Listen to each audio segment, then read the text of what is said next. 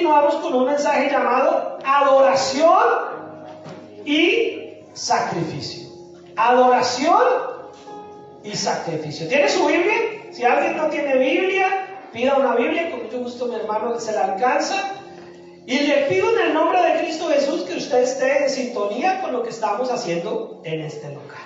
Hebreos capítulo 9 es la continuación del mensaje de hace 8 días que hablamos acerca de la promesa y el pacto de Dios con nosotros. Y hoy lo vamos a entender de una manera mucho más simple y práctica, pero no por eso menos profunda ni menos importante. Amén. Hebreos capítulo 9 vuelve e inicia este capítulo diciendo: ahora bien. ¿Sí están conmigo? ¿Ya todos llegaron a Hebreos? Hebreos capítulo 9 versículo 1 dice: ahora bien. Nuevamente el escritor de Hebreos coloca una pauta, un alto en el camino. Ahora bien, si hemos entendido la promesa de Dios, si hemos entendido el nuevo pacto de Dios, entonces ahora bien, el escritor nos dice: aún el primer pacto tenía ordenanzas de culto y un santuario terrenal. Lo que nos está diciendo el escritor de Hebreos, que aún en el antiguo pacto, en el viejo pacto, en el primer pacto, como usted lo quiera llamar, aún en ese pacto había o se incluían unas ordenanzas, unos mandatos, unos mandamientos que eran necesarios para una correcta adoración, que eran necesarios para llevar a cabo en un lugar, en un sitio, en esta tierra donde Dios nos ha puesto. Amén. Y en todo lugar hay normas y en todo lugar hay cosas que tenemos que cumplir. Si usted llega a su trabajo, usted encuentra con ¿qué? Con normas. Hay que llegar a una hora, hay que salir a una hora. En algunos trabajos hay que colocarse un uniforme, hay que colocarse ciertas medidas de protección, en otros trabajos. Y así cada lugar tiene órdenes, tiene normas, tiene leyes. En la escuela, en la universidad, en su casa, ¿usted tiene orden? No, normas. ¿Usted tiene algunas cosas? No. Ay, ustedes saben, niños, que aquí en nuestra casa nos acostamos a tal hora. Que aquí en tal se hace tal cosa, aquí comemos esto, así es. Y usted coloca ciertas ordenanzas. Pues de la misma manera el primer pacto tenía unas ordenanzas que eran necesarias para la adoración. Y ahora yo aquí hago una ampliación a lo que nosotros tenemos. Nosotros seguimos aquí en la tierra. Seguimos aquí en este planeta Tierra, no estamos en otro lado, seguimos aquí en la tierra. No pertenecemos a este mundo porque le pertenecemos a Cristo, pero estamos aquí. Estamos aquí. Y también, mis hermanos, aunque Cristo ya lo hizo todo, ¿verdad? Eso ya lo tenemos claro. Aunque Cristo ya lo hizo todo, nosotros también tenemos un lugar de adoración. Un lugar donde también debemos saber a qué venimos. Y por eso usted me ha escuchado en la oración y en la alabanza decir tanto eso. ¿A qué venimos? ¿A cumplir verdaderamente un propósito de adoración o no? ¿A cumplir verdaderamente un propósito de santidad o no? ¿Venimos realmente porque anhelamos y queremos estar acá porque Dios está orando y hablándonos a nuestras vidas? ¿O por qué venimos? Y es una pregunta bien interesante porque nos confronta. De pronto usted ahí mismo está buscando la respuesta en su mente. Si usted está prestando atención, muy seguramente sabe el motivo y la razón por la que está en este lugar. Y entonces aquí dice, mire, en el primer pacto, allá en la antigüedad, allá si nosotros lo miramos desde hoy, desde 2023, allá en el Antiguo Testamento, habían unas ordenanzas que se tenían que tener para que el culto y el santuario terrenal se hiciera conforme a la voluntad de Dios. ¿Y por qué? Porque el tabernáculo estaba dispuesto así, dice la escritura, dice, en la primera parte, llamado el lugar santo, estaban el candelabro y la mesa y los panes de la proposición. Había un tabernáculo. ¿Sí saben de qué estamos hablando? Amén. ¿Alguien está perdido? No era una taberna, mis hermanos. Era un tabernáculo. Y ese tabernáculo era un lugar que se había construido, se había levantado con el propósito de ser el lugar donde entraban a ofrecer adoración a Dios. Y espérense porque esto tiene un tema muy amplio, pero hoy lo voy a tratar de simplificar simplemente para que usted tenga la esencia de lo que estamos hablando. Ese tabernáculo era, haga de cuenta, como unas carpas que se levantaban, o una gran carpa que se levantaba, porque el pueblo venía con Moisés, había salido de Egipto y venía recorriendo el desierto hasta llegar a la tierra prometida. Pero una vez llegaron también a la tierra prometida, entonces dejaron el tabernáculo en un lugar fijo, en un lugar ahí donde era necesario tenerlo para que el pueblo pudiera ofrecer adoración. Y aquí es donde la adoración, por eso el mensaje se llama adoración ¿y qué? Oiga, lo dije hace unos minutos. Adoración y sacrificio. Está en el boletín. Está en todo lado. Adoración y sacrificio. En la antigüedad, y no deja de ser así hoy, en la antigüedad la adoración era un sinónimo de sacrificio. Hoy en día confundimos adoración con colocar música. Y tal vez la música pueda llevarnos a pensar que estamos adorando, pero la verdadera adoración es un sacrificio. Un sacrificio que en la antigüedad y en el Antiguo Testamento se hacía de una manera muy específica y muy organizada. Entonces el tabernáculo, ese lugar, estaba dividido en dos secciones. Algunos dicen que en tres, pero aquí estamos hablando de lo que está dentro del tabernáculo. La tercera era afuera. Las dos partes internas eran una parte que se llamaba el lugar santo, y ahí nos dice que estaba el candelabro, la mesa y los panes de la proposición, unos alimentos que simbolizaban algunas cosas que hoy no vamos a mirar al detalle, pero que son necesarias para la adoración del contexto histórico del pueblo de Israel.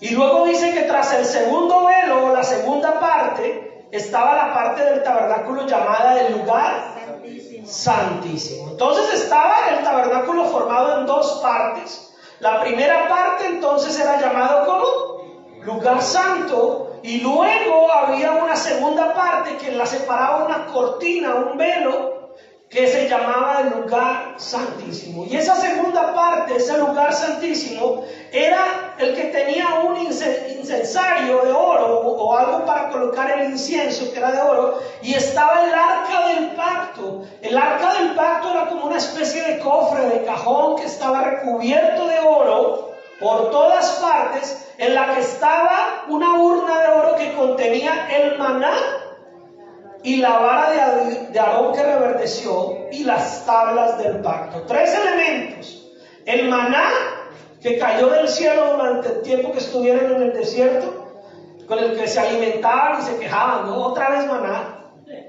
Así como a veces nos pasa aquí a nosotros como hispanos ya en Estados Unidos: otra vez carne, otra vez tacos, otra vez tamal, otra vez camarones, ¿no? ¿Cómo nos quejamos, verdad?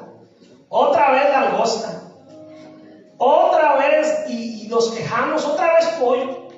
Y resulta que es la bendición de Dios que todos los días llega a nuestra mesa.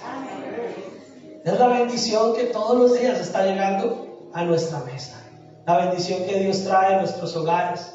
Otra vez arroz, otra vez, dele gracias a Dios por el arroz. Otra vez huevo, dele gracias a Dios por el huevo.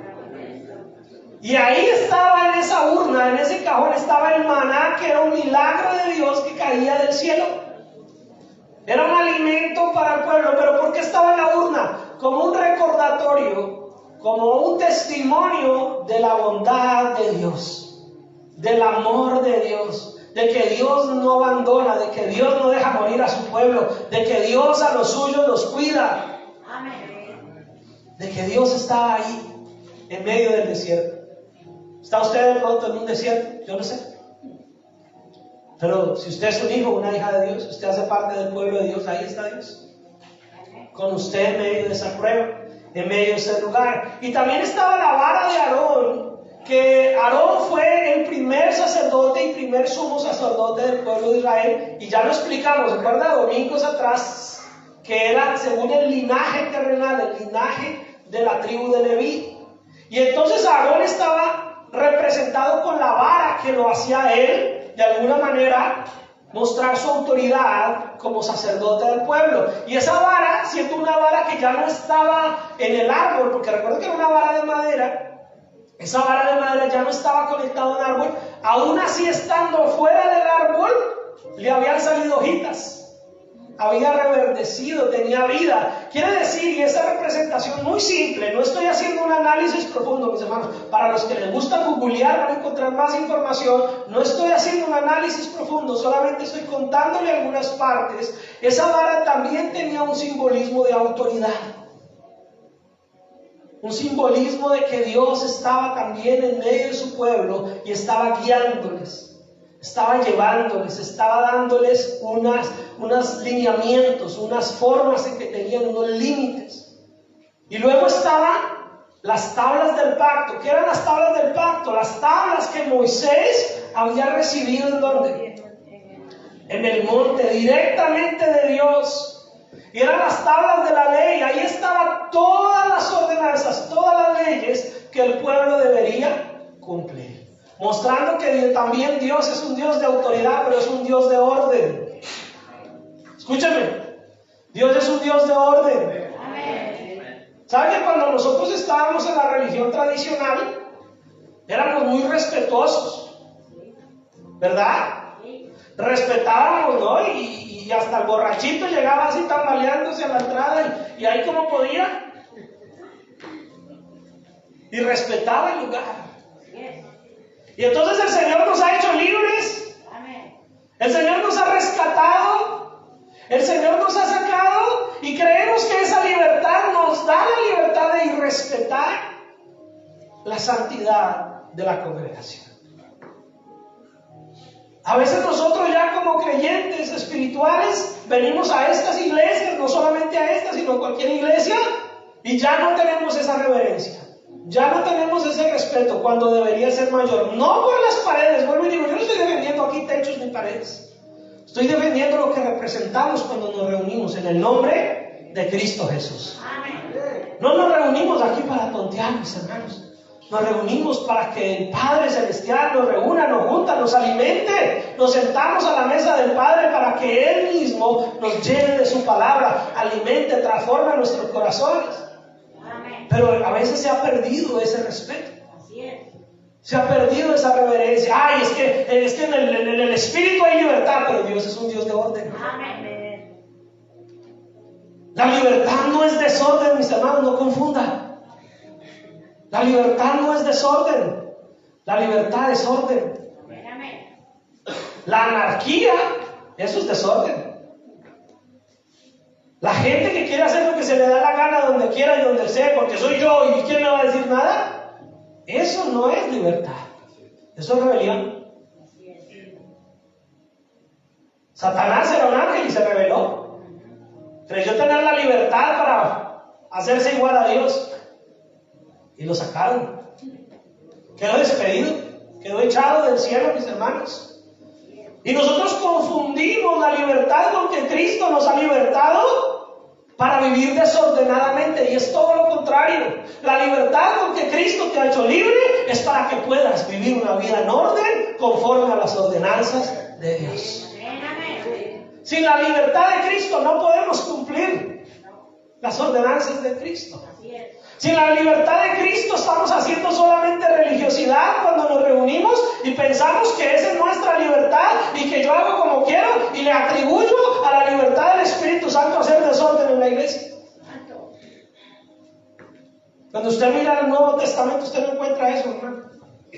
Usted no encuentra desorden en la iglesia, usted encuentra orden. Y creemos que la libertad del Espíritu Santo es hacer lo que queramos, cuando queramos y como queramos. Y eso no es la libertad del Espíritu Santo. La libertad del Espíritu Santo es hacer la voluntad de Dios cuando Él quiere y como Él quiere y de la manera que Él dice. ¿Y eso nos afecta? No, nos bendice. ¿Está en contra de nuestra carne? Sí, pero a favor de nuestro espíritu, a favor de nuestra alma, a favor de nuestro ser interior. Entonces ya tenemos claro, solamente es para que usted vaya entendiendo la dinámica, que tenemos claro que había dos lugares, un lugar santo, donde esos lugares tenían un propósito y un llamamiento. Entonces dice la palabra del Señor que esos dos lugares que tenía. Entonces había un arca de un pacto, y dice en el versículo 5, y sobre ella los querubines de gloria que cubrían el propiciatorio, de los cuales cosas no se pueden ahora hablar en detalle. Mire que el escritor del libro de Hebreos tal vez estaba en la misma posición que yo estoy con ustedes. No tenía todo el tiempo. El escritor de Hebreos estaba igual que yo hoy. Por ahora no podemos explicar todas estas cosas con detalle. Habrá otro momento.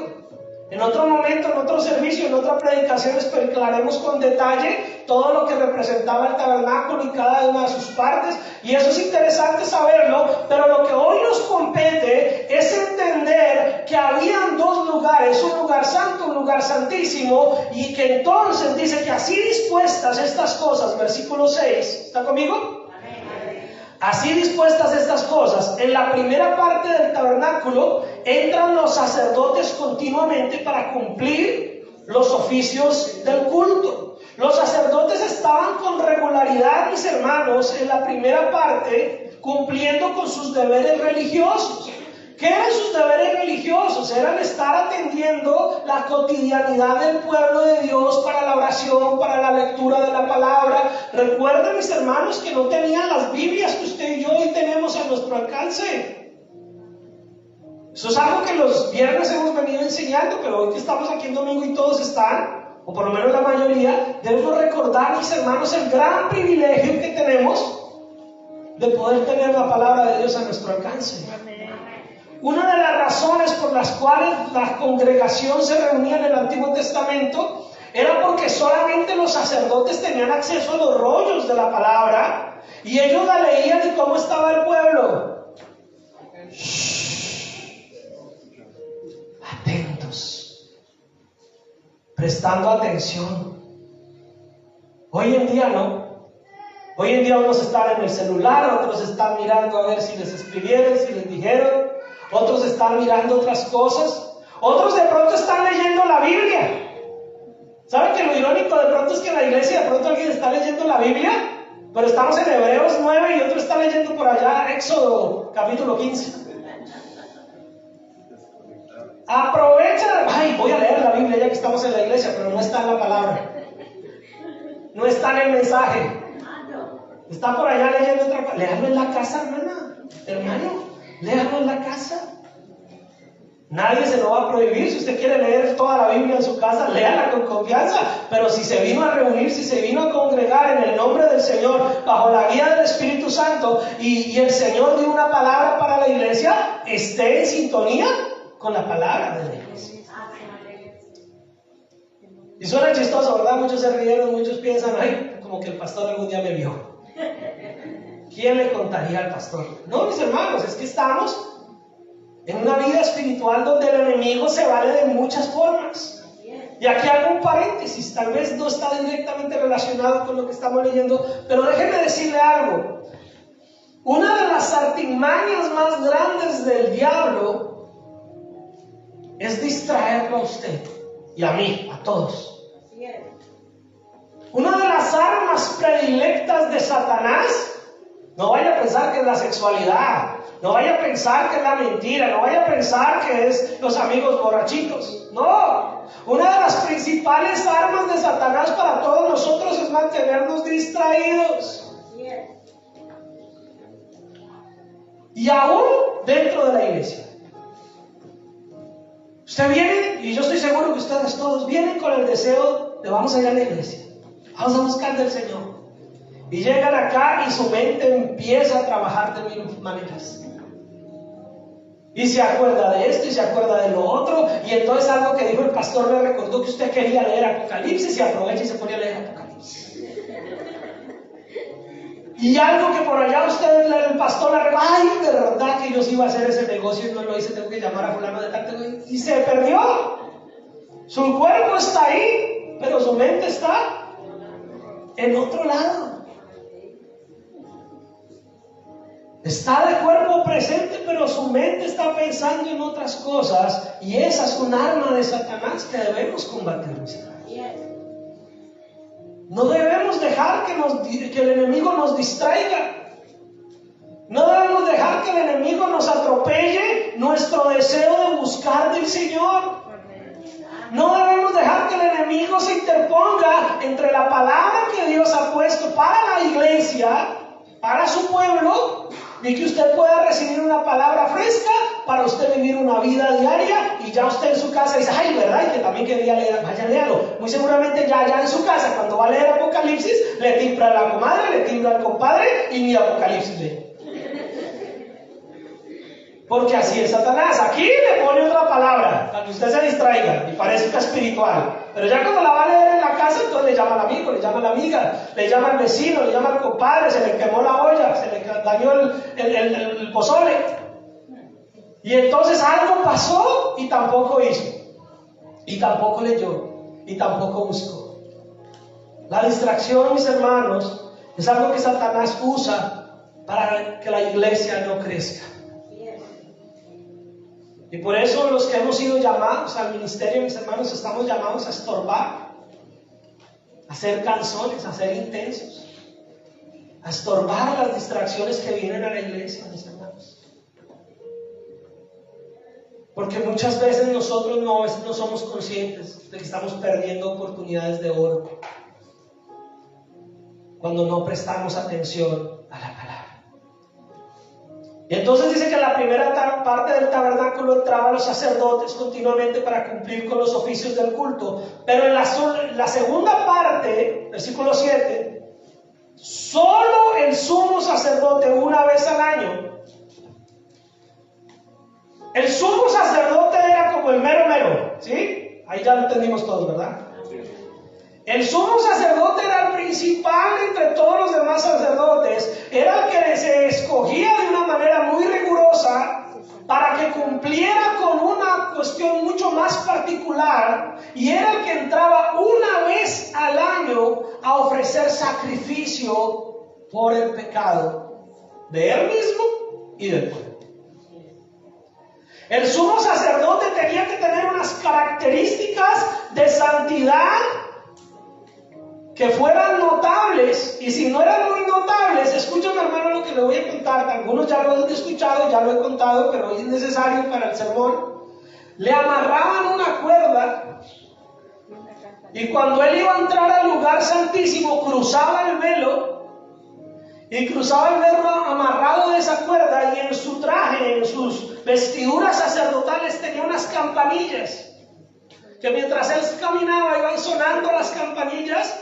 Pero que si por alguna razón el sumo sacerdote no estaba en santidad, no había sido limpiado, no se había purificado según todas las normas, que como ya lo leímos ahí en el versículo, ahorita no vamos a entrar en detalle, así que no las busque ahorita, las busca en la casa. Entonces tenía que entrar con sus vestiduras, y si no estaba en la condición, caía muerto, mis hermanos. Caía muerto. Y entonces cuando dejaban de oír las campanillas, o se oía solamente un estruendito y ya no más, decían: ¿qué pasó con el sumo sacerdote? ¿Sí estará haciendo el sacrificio? Y entonces los otros sacerdotes que estaban afuera empezaban a jalar la cuerda. Y si era de pronto así como gordito como yo, entonces no, ahí se quedó. Y tenían que jalarlo porque nadie podía entrar. Todo el que entrara y que atravesara el velo caía muerto. Y tenía que jalar al sumo sacerdote y volverlo a meter a la zona del lugar santo. Y la gente empezaba a llorar, mis hermanos. A llorar, a dolerse, porque el que podía hacer el sacrificio no lo pudo hacer. Quería decir que el pueblo no sentía el perdón, no sentía que Dios les había perdonado su pecado, y tenían que pasar meses hasta que prepararan entre los otros sacerdotes a uno como sumo sacerdote, y volviera a estar listo, y volvieran a decir: bueno, ahora lo vamos a hacer otra vez. Y todo el mundo: ay, que sí esté bien. Porque volvían y lo amarraban y a ver qué pasaba. El sumo sacerdote dice que entraba solamente una vez al año, pero dice ahí: no sin sangre, la cual ofrece por sí mismo y por los pecados de ignorancia del pueblo. Voy a centrar aquí dos cosas importantes. El sumo sacerdote entonces entraba al lugar santísimo y lo hacía solamente ¿qué? El resto del año nadie entraba a ese lugar, ni a hacer aseo. Nadie entraba. Nadie entraba a ese lugar. Era un lugar santísimo. Pero cada vez que él entraba, se ofrecía sangre, o sea, un sacrificio.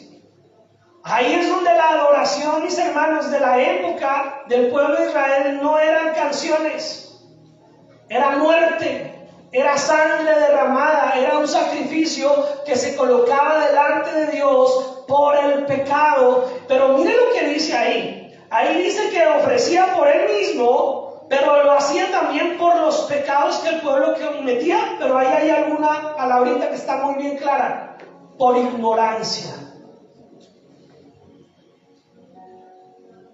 Quiere decir que el pueblo pecaba porque no conocía, porque no entendía bien, porque no sabía bien. Pero el que sabía y ya había sido perdonado y ya sabía que no debía hacer las cosas y las seguía haciendo, eso ya no es ignorancia, ¿verdad?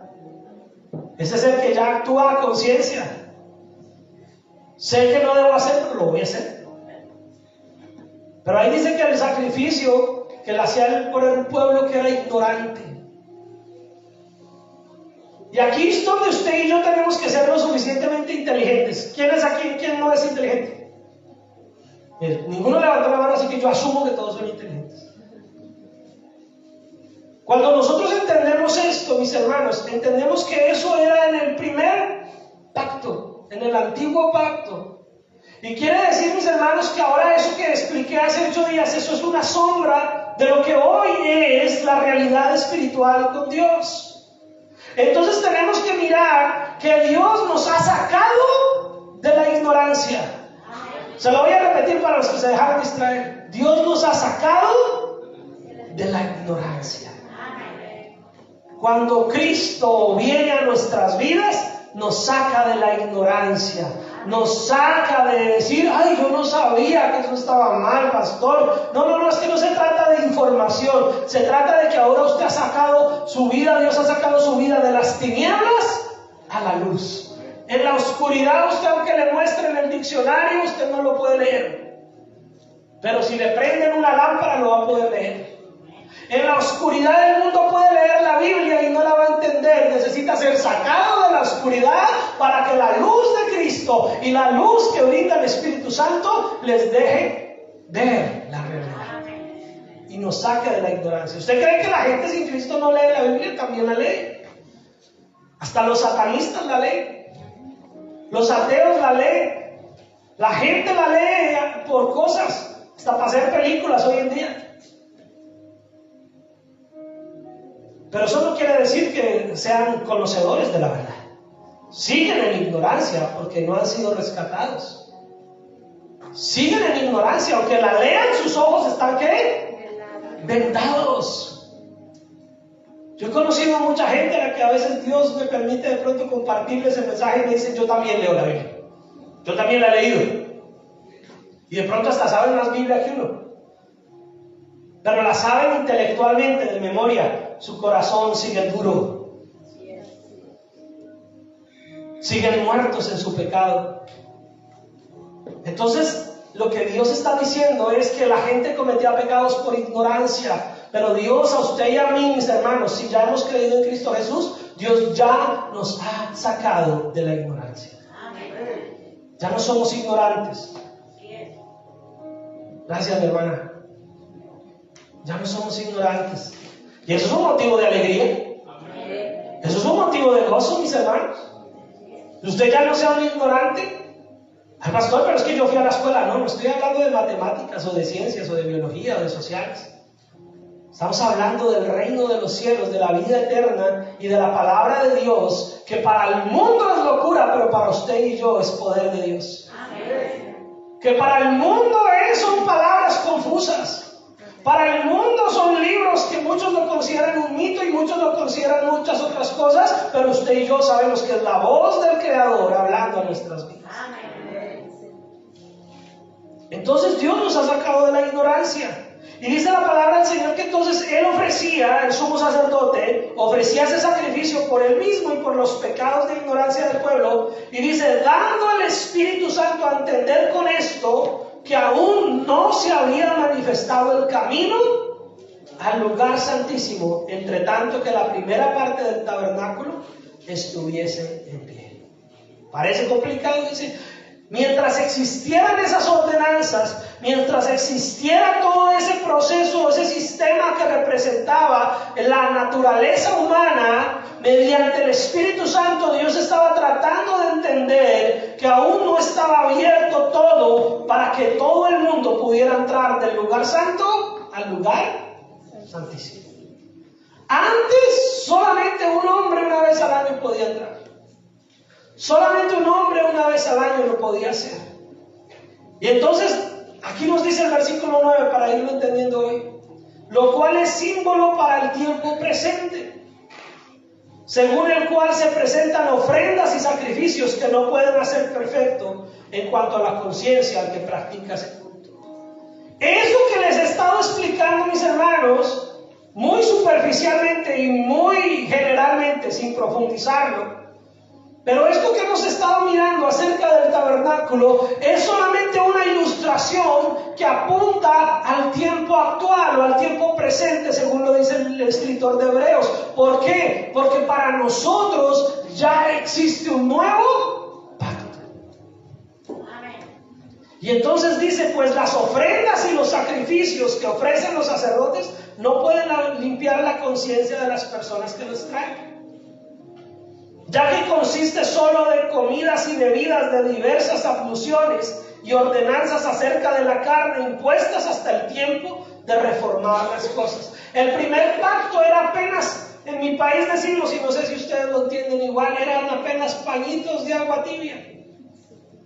El primer pacto era apenas como una curita para tapar una heridita que necesitaba una operación. ¿Sí me van a entender? El primer pacto apenas era aliviar el dolor de la naturaleza humana del pecado, pero sin causar una sanidad total. El primer pacto apenas subsanaba el momento, pero requería una intervención más profunda. El primer pacto apenas eran los primeros auxilios, pero había que ser llevado al hospital. El primer pacto era solamente un momento para calmar el dolor del pecado que embargaba la humanidad, pero era necesario cortar de raíz el problema. Así que esto solamente nos hacía entender que había mucho por esperar, ya que consiste solamente en temas externos. Y aquí es donde yo como pastor, hoy siglo XXI, año 2023, tengo que decirle a mi hermano, la vida cristiana no consiste solamente en cosas externas. Podemos cambiar muchas cosas externas, y eso Dios lo hace en nosotros. No crea que no surge un cambio externo, pero empieza en nuestro interior. No podemos cambiar externamente si adentro seguimos podridos. No podemos cambiar externamente las iglesias si la gente internamente no tiene una relación real con Cristo Jesús. De ahí es donde vienen tantas cosas erradas en las congregaciones. De ahí es donde vienen tantos problemas como cristianos que el mundo no entiende, y el mundo dice, estos ni se ponen de acuerdo. Porque empezamos solamente a exteriorizar cosas. Queremos que la gente cruce la puerta, y al cruzar la puerta el que tenía el pelo parado se lo aplane. Y al cruzar la puerta el que de pronto se vestía de X o Y manera se vista de otra manera. Y al cruzar la puerta la persona que antes decía cosas groseras y todo, ahora diga gloria a Dios, aleluya, Cristo vive, bendecido y en victoria. Y que se aprenda un fraseo de cosas, si su corazón no ha sido transformado, será solamente una apariencia externa. No quiere decir que Dios no haga eso. Dios sí hace eso, Dios sí transforma, Dios cambia nuestro vocabulario, Dios cambia nuestra apariencia, Dios mejora nuestra manera de vivir, nuestra conducta, pero Dios primero hace una operación interna. El Evangelio de Cristo y la obra de Cristo en la cruz es la operación interna, no la curita externa. ¿Sí entiende la curita, no? La bandeja. La obra de Cristo en la cruz vino a sanar el problema de raíz, vino a cortar el cáncer del pecado. Las obras religiosas y nuestras actitudes externas no curan el cáncer, mis hermanos. Las banderas curitas no curan el cáncer. Y podemos parecer una momia lleno de vendajes por fuera, pero si el cáncer sigue adentro, el problema es real y el problema necesita ser operado por Cristo Jesús. Amén. Podemos decir gloria a Dios y aleluya. Podemos decir amén, amén. Podemos decir Cristo vive, podemos decir muchas cosas, pero si adentro seguimos viviendo en la oscuridad de nuestra naturaleza pecaminosa y caída, sin haber sido sanados por el Cordero inmolado, entonces solamente es religiosidad. Seguimos en el antiguo pacto. Seguimos queriendo lavar conciencia. Seguimos viniendo a las iglesias solamente a rezar y a empatar. Seguimos llegando solamente a las iglesias a vivir vidas hipócritas. Pero si Cristo, esto no es con usted, tranquilos, no se preocupen. Porque si usted ha venido a lo que ha venido, que es a vivir una vida con Cristo, usted no entra ahí. Esto lo está aprendiendo porque sepa cómo ayudar en su Jerusalén, en su entorno, en su familia. Pero ¿por qué en las iglesias se surgen tantos problemas y tantas cosas? Porque queremos cambiar conductas externas sin que la gente conozca a Cristo. Queremos discipular muertos, mis hermanos. ¿Usted sabe lo que es tan difícil eso? Discipular gente muerta. Queremos que la gente se aprenda a comportar cristianamente cuando no ha tenido un genuino ni un verdadero arrepentimiento con Cristo Jesús. Creemos que cantar una canción nos hace más cristianos. Y yo sé lo que estoy predicando hoy, mis hermanos. Es confrontador. Porque entonces canto o no canto. No cante. Claro que cante. Claro que diga gloria a Dios. Claro que diga Cristo vive. Pero porque lo tiene claro en su corazón y porque usted sabe que Dios ha hecho una obra real en su vida. No para parecer, no para aparentar ser cristiano. Amén. Porque podemos estar equivocados y estar creyendo que todavía depende de sacrificios humanos. Estar creyendo que todavía necesitamos matar el corderito. Tal vez no físicamente, visualmente, pero estamos queriendo comprar, pagar por lo que Cristo dio gratis, por lo que Cristo ofreció. Y dice la palabra del Señor entonces, versículo 11. Pero estando ya presente Cristo, sumo sacerdote de los bienes venideros, por el más amplio y más perfecto tabernáculo, no hecho de manos, es decir, no de creación humana, y no por sangre de machos cabríos ni de becerros, sino por su propia sangre, entró una vez para siempre en el lugar santísimo, habiendo obtenido eterna redención. Entonces, mis hermanos, Cristo, ahora como sumo sacerdote, que ya lo hemos venido entendiendo en los domingos anteriores, Él sobre todas las cosas se ha hecho y ha venido y ha entrado, y ahora como sumo sacerdote ha podido cruzar al lugar santísimo y ha hecho algo mucho más grande que lo que se pudo haber hecho en el tabernáculo o en el templo en el Antiguo Testamento. Ha entrado Él mismo en la presencia de Dios. Ha entrado Él mismo como sacrificio. Entró en el lugar santísimo una sola vez y para siempre y aseguró nuestra redención eterna. Amén. Espero que lo esté asimilando. Si usted ya sabe que usted es parte de ese nuevo pacto, alégrese de entenderlo. Pero si por alguna razón usted no está claro, no sabe si eso es una realidad en su vida, también alégrese porque hoy Dios le está dando la oportunidad de decir: Señor, no quiero vivir de apariencias, no quiero vivir de apariencias religiosas, quiero realmente ser tu hijo. porque ya sé que no hay nada que yo pueda hacer, tú ya lo hiciste todo. Pero yo quiero que mi vida sea renovada, seamos transformados. Entonces Cristo ahora ya no en un templo hecho de hombres. ¿Dónde se ofrecía el sacrificio, hermanos? Escúchame, pregunta. ¿Dónde se ofrecía el sacrificio? En el tabernáculo, en el lugar santísimo. Pero ¿dónde Cristo se ofreció? En un monte, en una cruz, en un lugar abierto, donde todo el mundo vio. Porque no fue en un templo hecho de mano de hombre, fue Él mismo entregándose como sacrificio por toda la humanidad para honrar al Padre. Y cuando Él hizo esto, mis hermanos, el velo se rompió. El velo se rasgó.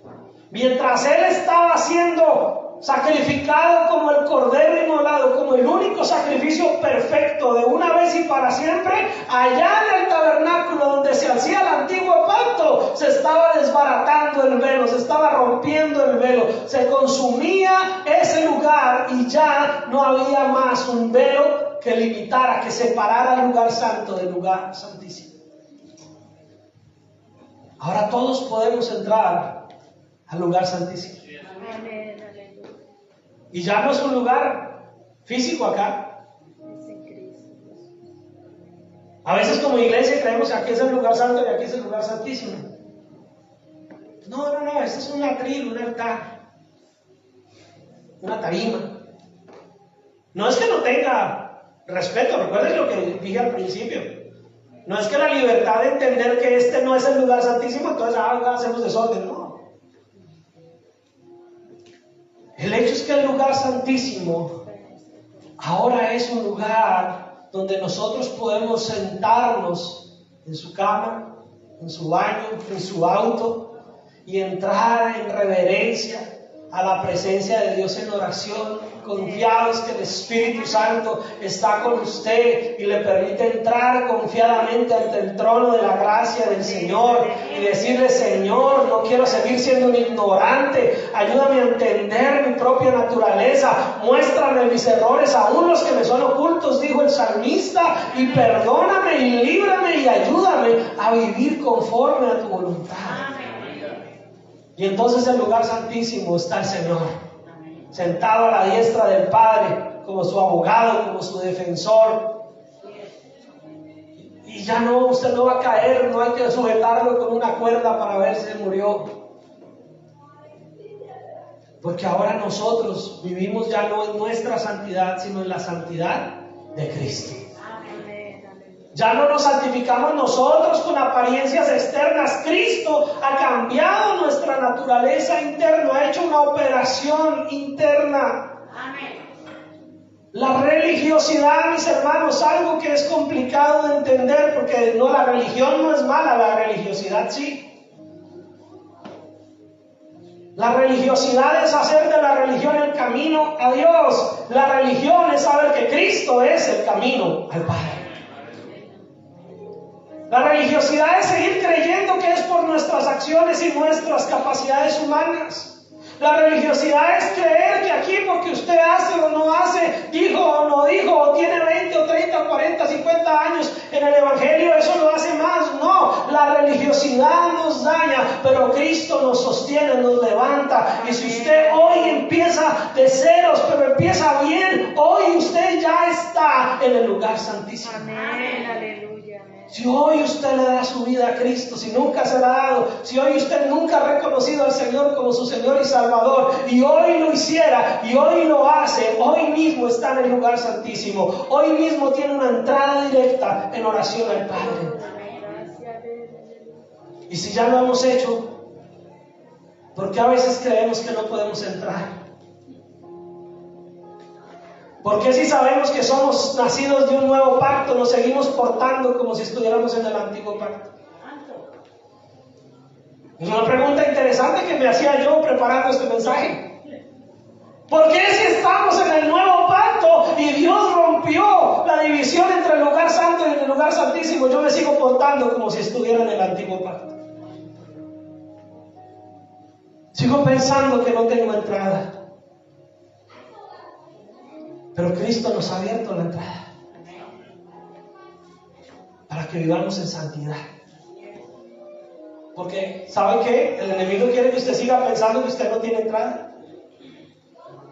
Pero la única forma de ser santos es acercarnos a Él, a su santidad.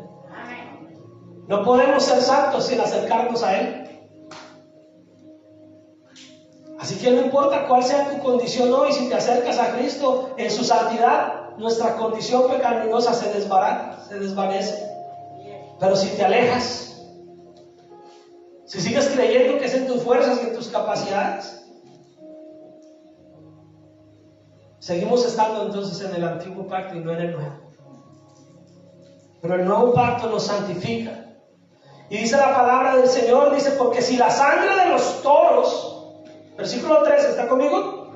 Porque si la sangre de los toros y de los machos cabríos y las cenizas de la becerra rociadas a los inmundos santifican para la purificación de la carne, ¿cuánto más, hermanos, cuánto más la sangre de Cristo, el cual mediante el Espíritu Eterno se ofreció a sí mismo sin mancha a Dios, limpiará vuestras conciencias de obras muertas para que sirváis al Dios vivo?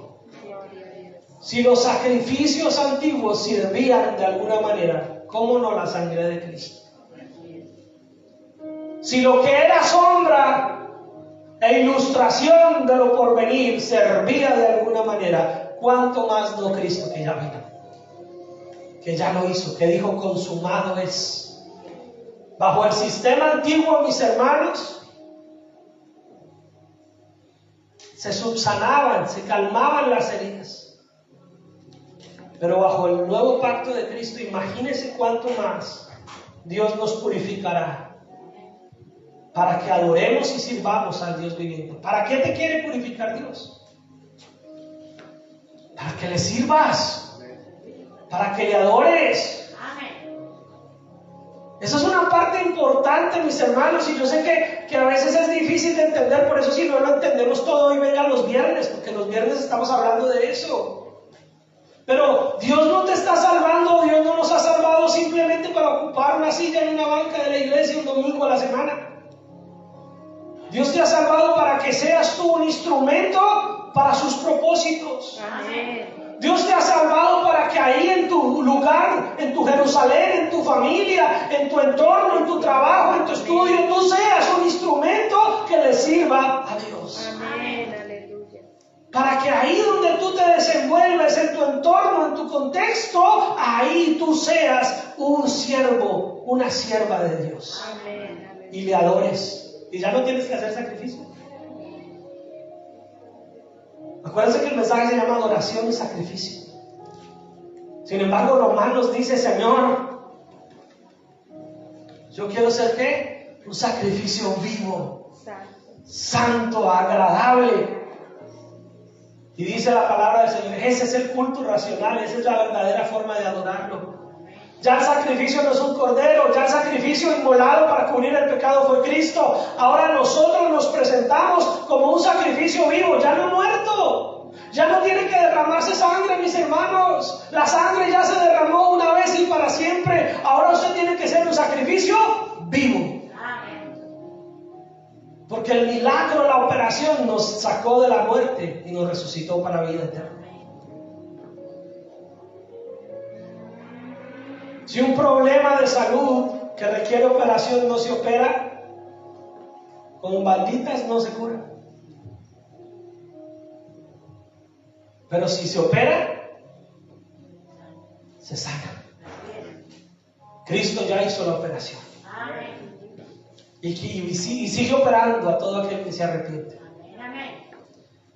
Entonces imagínense, hermano, cuánto más el sacrificio de Cristo para que adoremos. Para que adoremos significa para que podamos vivir en obediencia. ¿Aló? Para que podamos vivir en obediencia. Vuelvo a lo que empecé. Si hemos sido libertados, no es para vivir una vida desordenada. Es para que podamos vivir una vida ordenada con la libertad con la que Cristo nos da. El mundo no puede cumplir la palabra de Dios, el mundo no puede cumplir la ley de Dios porque no ha sido sanado, porque no ha sido resucitado, esclavizado, porque no has sido libertado. La libertad que Dios nos da es para que podamos cumplir su palabra sin que sea un esfuerzo y un sacrificio humano, sino que el Espíritu Santo nos da la capacidad de hacerlo. No es en nuestras fuerzas que somos buenos, es que somos buenos porque nuestra naturaleza ha sido cambiada, porque Él nos ha transformado. Pero si Él no nos ha transformado, seguimos luchando entre nosotros. Queriendo ser bueno, seguimos haciendo lo contrario. Queriendo hacer la voluntad de Dios, seguimos yéndonos en contra. El poder del Espíritu Eterno es el que hizo que Cristo, como sacrificio perfecto, mis hermanos, se convirtiera en el mediador. Versículo 15 dice: así que por eso es mediador de un nuevo pacto, para que interviniendo a muerte para la remisión de las transgresiones que había bajo el primer pacto, los llamados reciban la promesa de la herencia eterna. Él es el mediador para que podamos recibir la herencia, hermanos. De pronto eso ya nos empieza a motivar, ¿verdad? Uy, pastor, habló de herencia. ¿De a cuánto le toca? Le toca de a Cristo. Cristo es nuestra herencia, mis hermanos, porque donde hay testamento es necesario que intervenga muerte del testador, porque el testamento con la muerte se confirma, pues no es válido entre tanto que el testador vive. Cristo murió en la cruz del Calvario, mis hermanos, y Él se hizo muerto para que nosotros viviéramos, pero resucitó para que también resucitemos. Amén. Oiga, este es el mensaje esencial, mis hermanos. ¿Qué querían escuchar? Que se iban a volver millonarios mañana. El milagro de la resurrección, mis hermanos, es nuestra herencia eterna, donde ni aún el primer pacto fue instituido sin sangre. Entonces ahora, con la vigencia de Cristo, dice la palabra del Señor, porque habiendo anunciado a Moisés todos los mandamientos de la ley a todo el pueblo, tomó la sangre de los becerros y de los machos cabríos con agua, lana escarlata y hisopo, y roció en el mismo libro y también a todo el pueblo, diciendo: esta es la sangre del pacto que Dios os ha mandado. Y además de esto, roció también con la sangre del tabernáculo y todos los vasos del ministerio. Imagínense, mis hermanos, uno lo ve como a la lectura como muy simple, pero si usted se imagina bien las situaciones, un poco de sangre salpicado, y esto sería una escena de película de terror. Eso sería una escena de esos programas de policías, de investigación. Una escena de un sangretal, rociado todo con sangre. Pero Moisés lo hizo para santificar. Pero dice la palabra del Señor: y casi todo es purificado según la ley con sangre, y sin derramamiento de sangre no se hace remisión. Fue pues necesario que las figuras de las cosas celestiales fueran purificadas así, pero las cosas celestiales mismas con mejores sacrificios que esto. Era necesario, mis hermanos, que todo lo que se hizo aquí en la tierra se mostrara como una copia de las cosas del cielo. Pero las cosas verdaderamente celestiales, espirituales, tienen que ser purificadas mediante un sacrificio superior, y ese solamente es el de Cristo. Porque no entró Cristo en el santuario hecho de mano, figura del verdadero, sino en el cielo mismo, para presentarse ahora por nosotros ante Dios. Él entró en el cielo mismo, mis hermanos, para presentarse delante de nosotros, delante de Dios, en favor de nosotros. Yo no sé si usted y yo estamos en la misma página en este momento, o en la misma sintonía, pero Cristo está a favor de usted y a favor de mí. Cristo está a favor de nosotros. Cristo está para levantarle y no para destruirle. Ya no vea más a Cristo como el que viene a castigarle solamente, vea a Cristo como el que le ha tenido misericordia y paciencia. Y aun cuando nos merecíamos nuestros buenos castigos, vino a levantarnos. Amén. Y vino a sostenernos, y vino a decir: te he estado esperando, te he estado ayudando, te he estado sosteniendo, aun cuando me han dado la espalda. Pero si hoy estamos aquí es porque Él ha estado a favor nuestro. Y entonces ya no es Cristo para ofrecerse muchas veces como el sumo sacerdote en el lugar santísimo cada año. Ahora que de otra manera hubiera sido necesario que Cristo muriera muchas veces, dice, para padecer muchas veces desde el principio. Pero ahora en la consumación de los siglos se presentó una vez para siempre por el sacrificio de sí mismo para quitar de en medio el pecado. Y de la manera que establecido para los hombres que mueran una sola vez y después de esto, el juicio. Cada uno de nosotros también vamos a morir, mis hermanos. Y después de eso vendrá el juicio. Versículo 28, y terminamos, mis hermanos. Así también Cristo fue ofrecido una sola vez para llevar los pecados de muchos, y aparecerá por segunda vez, sin relación con el pecado, para salvar a los que le esperan. No podemos seguir crucificando a Cristo. Si usted ya fue nacido de nuevo, ya fue nacido de nuevo, ya no va a volver a nacer de nuevo. Ahora lo que tienes que dar es evidencia de que eso es real, que eso de verdad pasó en su vida.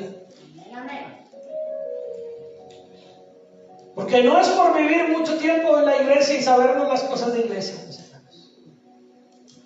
Tristemente como pastor, y espero que mi propia vida no sea eso, pero tristemente como pastor he visto mucha gente que pareciera cristiana, dice cosas que suenan como cristianas, se presenta en la iglesia como cristiano, actúa como cristiano, pareciera que todo lo que hace es cristiano, pero su corazón está lejos de Dios. ¿Por qué? Porque no ha nacido de nuevo. No es religión, no es religiosidad. Has nacido de nuevo en Cristo Jesús. Has visto la obra espiritual de Cristo en tu vida. Entonces no dudes de que Él está a favor tuyo. No dudes de que Dios mismo te seguirá llevando a cada día a ser la santidad nuestra mayor norma de vida. No dudemos de que Cristo está obrando en nosotros. La obra continúa en cada uno de nosotros, pero si ya hemos nacido de nuevo, el crecimiento espiritual se dará. Amén. Cristo ya no va a volverse a sacrificar en la cruz. Cristo ya murió de una vez y para siempre, pero va a volver otra vez, mis hermanos. Y ya no va a ser para vencer el pecado, porque ese ya lo venció. Va a ser para entrarnos a todos, mis hermanos, en esa salvación, a los que anhelamos y esperamos hoy. Si anhelas estar un día con Jesús, si ese es nuestro anhelo, mis hermanos, termino con una pregunta para reflexionar. ¿Qué significa para nosotros hoy adoración y sacrificio? ¿Qué significa para ti adoración y sacrificio? Como decía hace 8 días, para muchos es un sacrificio venir a la iglesia, y ese no es el sacrificio que esperamos. Para muchos es un sacrificio leer la Biblia, lo cual no debería ser un sacrificio. Para muchos es un sacrificio orar, y ese tampoco es un sacrificio. Eso es un beneficio. Eso es un regalo. Eso es una bendición poder venir a la iglesia. Es una bendición que puedas orar. Es una bendición que puedas tener acceso a la palabra del Señor. Entonces, realmente, ¿qué es sacrificio, mis hermanos? ¿Qué es tanto que podemos sacrificar a Dios como señal de adoración?